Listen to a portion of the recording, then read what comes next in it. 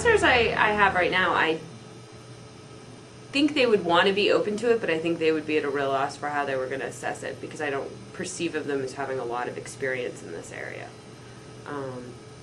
or even a particular interest.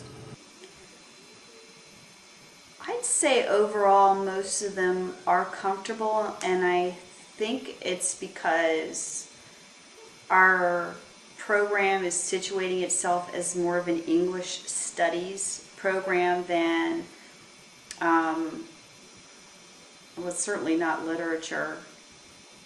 And because of that openness to English studies as a way to situate our field, I feel as though if I made an argument for why I wanted to do a new media project, even in a class where it's not on the syllabus, that I would probably be able to do that.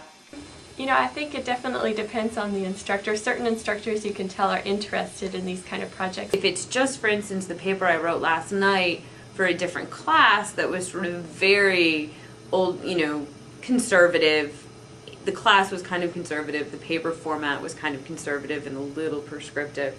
So I wouldn't have even asked in that situation because the professor probably isn't that comfortable with it, so I would be afraid to have someone assess something they're not, having taught myself.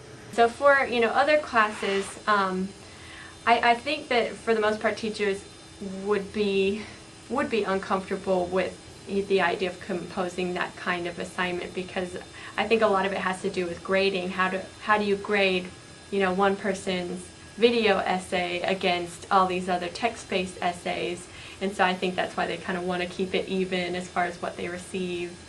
And I think, I tend to think a lot of teachers, don't see that as comparable at all.